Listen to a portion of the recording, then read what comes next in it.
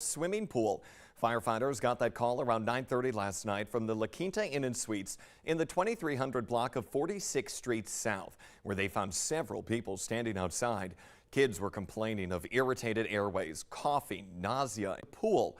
The hazardous materials team found that ventilation had already been set up and had removed the chemical from the building. Initial information indicates an employee dropped a container of acid used to maintain water quality in the pool while doing normal maintenance. Those chemicals mixed with the water and then created a hazardous chemical cloud that spread throughout the pool area. The exact amount of chemical spilled is unknown, but firefighters say it appears to be less than 2 gallons. The pool is closed, but the hotel is back to normal operations. No word this morning on the extent of any injuries. Also new this morning, the FBI is investigating a bomb threat at the federal building in downtown 8:30 last night, but we're still waiting to hear the details of what happened. Dispatch logs indicate that crews were on scene for 20 minutes. We'll pass along information as we get it from the FBI. Police are working to figure out what led up to a deadly train pedestrian crash in downtown Fargo. A train conductor told police that he hit the emergency brakes when he saw a woman sitting on the tracks between Robert Street and Broadway around 3:30 yesterday morning, but they were not able to stop in time. Police say the incident does not appear to be an accident and no foul, not yet releasing the victim's name until relatives are notified. Just about 6:51, let's get a check of your fast track forecast. Lisa, waking up very warm today. Good morning. Yeah, it's a toasty one this morning. Temperatures into the 60s in a lot of spots and dry and sunny out there. You can see the sun shining on the flag down at the Dakota Magic Casino. It's starting to shake a little bit. A little bit more wind picking up as well. Here's a look at our temperatures. Fargo's at 67 degrees, mostly sunny skies. A nice start to our Memorial Day. Nice and quiet and dry. Grand Forks is at 60. It's 59 in Thief River Falls, so there are some places into the 50s, including Bemidji at 58.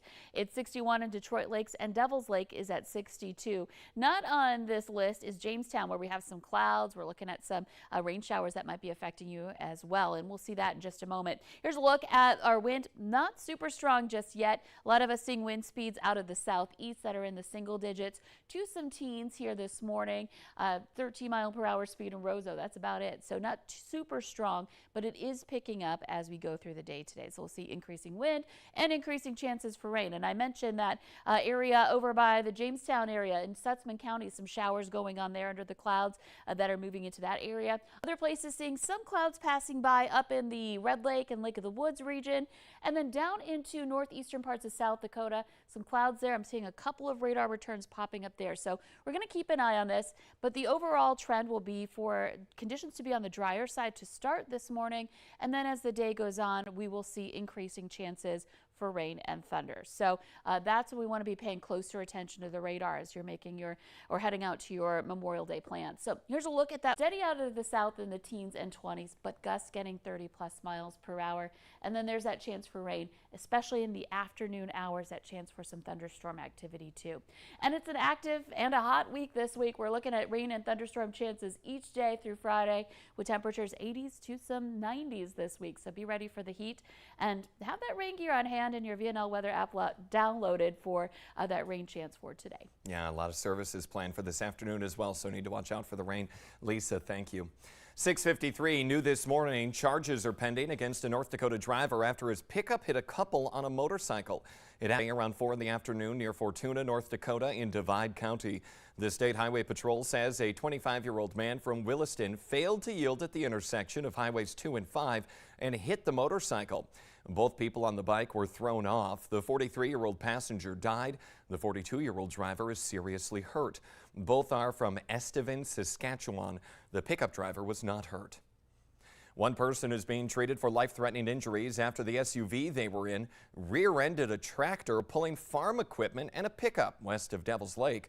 State troopers say 55-year-old Tierrick May of Bloomington, Minnesota, misjudged the distance of the tractor ahead of him, hit the back left corner of the implement that's being towed. He was ticketed for care required. His passenger, 48-year-old Virek Sen, also of Bloomington, is critically injured. The driver of that tractor was not hurt. A North Dakota woman is dead after a fiery rollover near Eglin in Ramsey County, and the driver of the car that she was in could be facing criminal charges.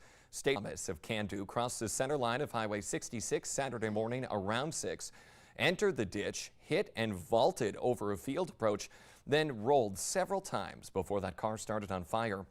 31-year-old Brittany Beck of Candu was thrown from the car and died. Thomas was also hurt. Many communities are holding Memorial Day services today in honor of those who gave our lives serving their country. Now among them in Fargo, services going on at 8 this morning at Holy Cross Cemetery, Riverside at 11, and then Sunset at noon. The Fargo National Cemetery will have a service at 3 this afternoon. In West Fargo this morning. In Moorhead, a ceremony in a couple of minutes at 7 o'clock on Veterans Memorial Bridge. 8:45 at the Moorhead Memorial Gardens, and then 10:15 at Prairie Home Cemetery. Then this afternoon, Fleet Farm in South Fargo is hosting Taps Across America at 3 o'clock. Again, these are just a few of the services. Check with your local American Legion or VFW for ceremonies closer to where you live.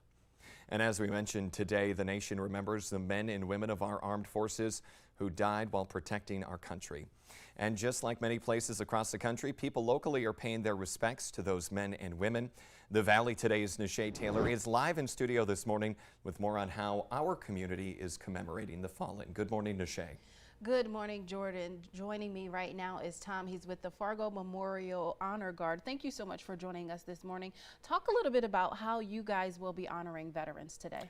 Well, today, along with all the other ceremonies, we're having our first ever community Memorial Day celebration.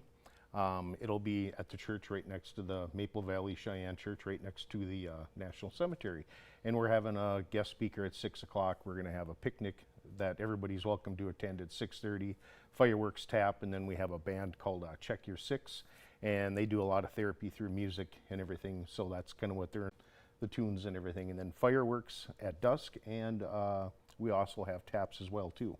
All right, lots going on. So talk about the significance of Memorial Day and why. It's a custom that started right after the Civil War, where there were 620,000 people that died in that war. It was a horrific toll on the country, and there were so many dead. That was also when they started the national cemeteries. The VA did, and it was called Decoration Day to begin with because they would bring flowers and everything to the graves, and they would honor the soldiers that died during the Civil War. And it morphed beyond that into Memorial Day, and it's purposely held last Monday in May because there's that old saying, April showers, May flowers, is that the lack of hydroponics and they waited until the end of May where they could get fresh flowers to put on the graves and everything. And then it became all-encompassing to not only remembering our war dead, but along with everybody else too, grandparents and uncles and people that we love.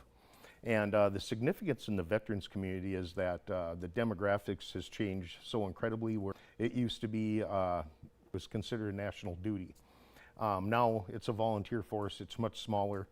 Vietnam, there was 58,000 casualties in Vietnam. The war and terror, there was about 7,100 casualties in total.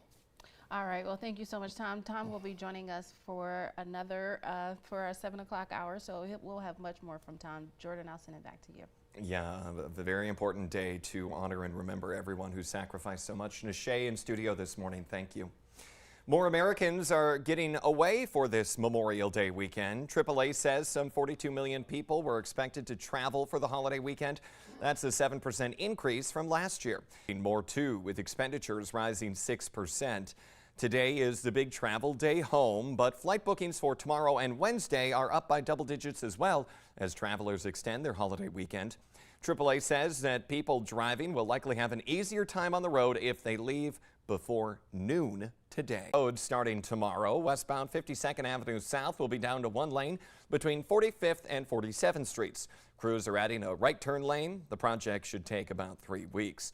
And then starting tomorrow as well, northbound traffic on South University Drive will be reduced to one lane between 32nd Avenue and Harwood Drive.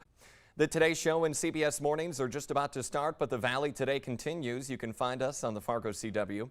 Otherwise, thank you for joining us on this Memorial Day, and thank you to those who paid the ultimate sacrifice to our country and to their family and friends who carry on their legacy. We'll see you tomorrow.